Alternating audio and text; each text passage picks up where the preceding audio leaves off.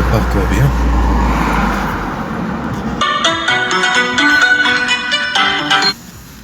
A'udhu billahi minashaitani rajim. Bismillahir rahmanir rahim.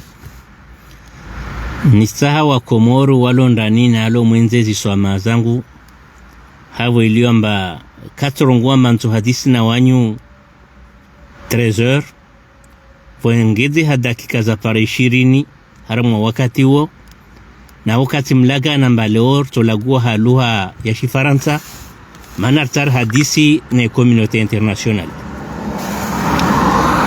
Vavo orsandisa idiskuria chuini na omia Mungu wa Komoro we pari faida mana karsila gwana wantu otubertar parnas faida yesu wa Komoro wazilindao. Comorien, autorité française, organisation pour le respect des droits humains, mesdames et messieurs de la communauté internationale. Une des nations du monde frôle la mort sociale et vous êtes malheureusement tous comptables de cette lente mais inéluctable agonie.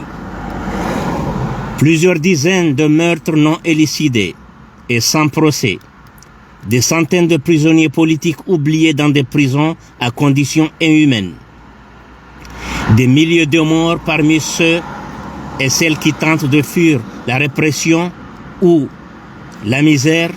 De 2016 à ce jour, nous les sans émotion et les plus courageux se limitent à quelques dénonciations de principe. Le vendredi 13 septembre 2024, un événement d'une gravité insoutenable ébranle la société comorienne. Un rappel sur la tragédie qui a coûté la vie de Khashoggi, torturé à mort, découpé en morceaux dans l'ambassade saoudienne. Ce drame avait secoué le monde et la presse internationale avait tenu en haleine l'univers.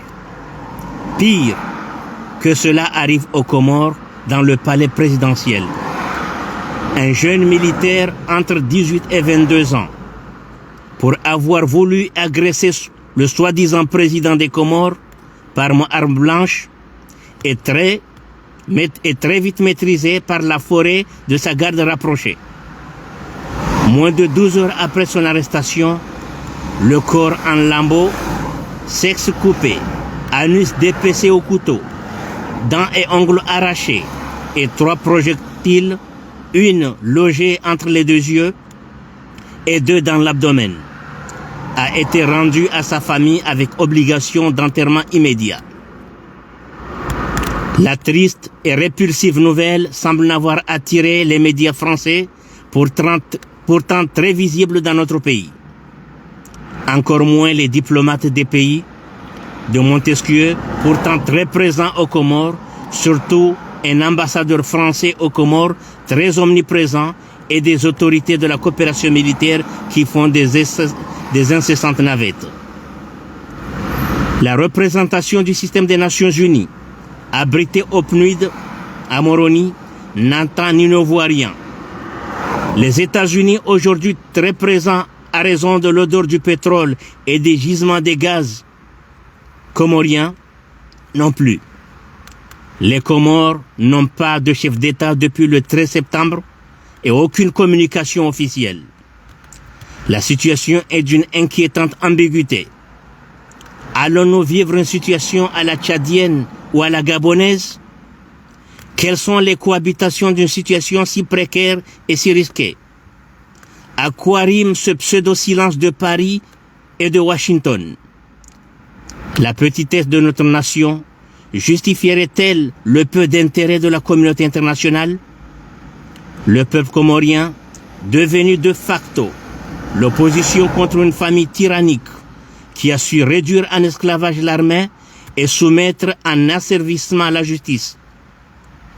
Le gouvernement comorien de libération de son Excellence Said Ahmed Hussein, dit Jésus, prévient tous les acteurs sur les conséquences explosives d'une telle dérive et exige la démission du putschiste Azali, une démission qui lui permettra à lui, sa famille et sa minoritaire bande de hors-la-loi à connaître un jugement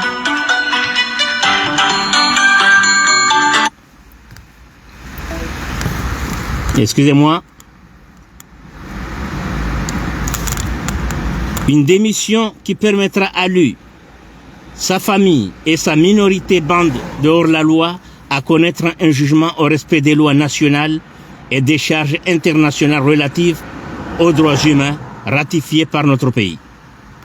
C'est après leur procès que les Comoriens pourraient prétendre engager une réconciliation nationale afin de panser les blessures de la dictature et de sa mauvaise gouvernance.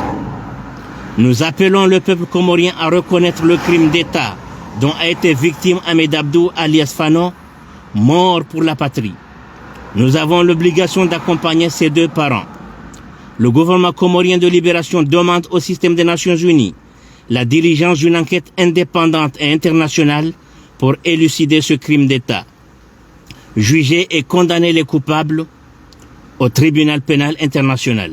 Enfin, le gouvernement comorien de libération appelle les partis politiques, les mouvements et personnalités de l'opposition à s'unir tous pour mettre fin à ce régime tueur, tueur et mafieux.